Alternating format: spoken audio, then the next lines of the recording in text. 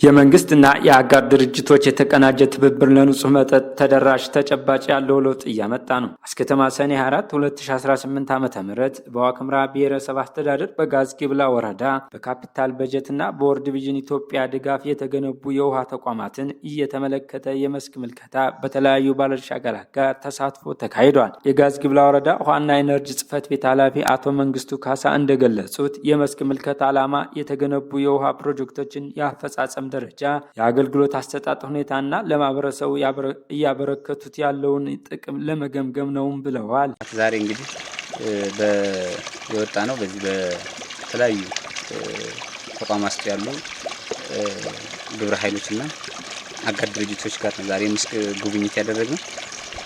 እንግዲህ ዛሬ ያየናቸው የመጀመሪያው በካፒታል በጀት የተሰሩ ንጹህ መጠጥ ውሃ ተቋማት 018 ቀበሌ የሚገኘው የብዙ ዓመት ጥያቄ የነበረባቸው በውሃ ወለድ በሽታም ሲሰቃይ የነበሩ የማህበረሰብ ክፍሎች ናቸው። እነሱን ዛሬ ላይ ቢዘገይም ዛሬ ላይ እነሱን የንጹህ መጠጥ ውሃ ተጠቃሚ ማድረግ ችለናል። እነሱም ያላቸውን ደስታን በአካል ሄደን ያረጋገጥንበት መንገድ ነው ያለው። ምናልባት ከ018 ቀበሌ ከቁልቋላምባ ስንነሳ የቁልቋላምባ ንጹህ መጠጥ ውሃ ፕሮጀክት 627,000 ብር ነው ወጪ የተደረገበት። ከ45 አባወራዎች በላይ ተጠቃሚ ያስደርጋል። ይሄንን ያው ይሄ በጀት የተገኘው ከአስተዳደር ምክር ቤቱ ጋር ተነጋግረን የበጀት ምንጫችን አሁን ያለንበት ቦታ ወይላ የንጹህ መጠጥ ውሃ ፕሮጀክት በወርልድ ቪዥን የሚገነባ የንጹህ መጠጥ ውሃ ፕሮጀክት ነው። 6.7 ሚሊዮን ብር ሀብት ፈሶበታል። በዚህ ውስጥ የአዲስ ምንጭ አፍርሶ የመስራት ስራ 3 ቦኖች ጥገናና የፕሬዠር ብሬኮችን ስራ ተሰርተዋል። ከተማውን የንጹህ መጠጥ ውሃ ችግር አጭር መፍትሄ ይሰጣል ብለን በዛ ልክኛም ስለምንጠብቅ ይሄ እንግዲህ ከዚህ በፊት ከነበረው የተሻለ ዲስቻርጅ የነበረውን ምንጭ ነው። ይህን ስራ ሲሰራ የውሃና ፍሳሽ አገልግሎት በበላይነት እየተቆጣጠረ ያሰራል። የኛም ልጆችን በዛ ልክ የውሃና ኢነርጂ ጽሕፈት ቤት ባለሙያዎችን እየመጡ ይተከታተሉታል። ያው በውሃና ፍሳሽን ትልቅ የጥራትና ቁጥጥር ስራውን በዛ ልክ በእነሱ ቁጥጥር ስርዓት ውስጥ ነው ያለው። እዚህ አካባቢ ያለው ራዲየስ ደግሞ የ021 ቀበሌ ነዋሪዎችን እኛም ጥያቄያቸውን በየጊዜው ነበር የሚጠይቁት። ይህንንም ጥያቄ እግር መንገዱን መልሶ የሄደ ፕሮጀክት ነው። ስለዚህ በጥቅል ይሄን ያለው። ሁለተኛ ሳይታችን ደግሞ አውኪው የንጹህ መጠጥ ውሃ ፕሮጀክት ወደ 3 ሚሊዮን ብር የሚጠጋ ሀብት ነው የሚመጣበት። እሱም እዛ አካባቢ ያለውን ማህበረሰብ ጥቅል የሚያስጠቅም ነው። እነሱም ከዚህ በፊት ሲጠይቁት የነበረ ጥያቄ ነው።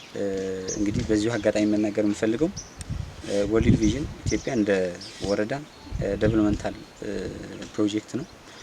አሁን በተለይ የማህበረሰቡን የንጹህ መጠጥ ውሃ ችግር ለመፍታት ትልቁ ሚና እየተጫወተ ያለው ወርልድ ቪዥን ኢትዮጵያ ነው። ስለዚህ በተቋም በማህበረሰቡ ስም እጅግ በተቋምም ስም ትልቅ ምስጋና አለን። የ018 የቁልቋላምባ ጎጥ የውሃ ኮሚቴ የሆኑት አቶ ቸኮለ ታከለ በበኩላቸው ከዚህ በፊት በተለይ በክረምት ወቅት ሴቶች ውሃ ለመቅዳት ወንዝ ድረስ በመሄድ ከፍተኛ ችግር ይገጥማቸው እንደነበረ ገልጸዋል። በዚህ ውሃ በመሰራቱ በጣም ትልቅ ታሪክና ትልቅ ደስታ ነው የተሰማን ያለው። ስለዚህ ግን እኛ ያው የነበረው ችግር በጣም ከፊል ነው። እስካሁን አያትና ቅማቶቻችን እንኳን ቢናገሩም ያልተሰማና ያልተሰራ ስንት ውሃ ቆሻሻ ውሃ እየጠጣን ወራጅ ውሃ ነው የምንጠጣው። ከያ በተረፈም ደግሞ ሌላ ምንጭ ውሃም በክረምት የሚፈልቅ ውሃም የለንም፣ ወራጅ ውሃ ነው። ስለዚህ ወራጅ ውሃ እስከሆነ ድረስ ይሄ ወራጅ ውሃ በክረምት ጎርፍ በጣም እያንገላታቸው ነበር።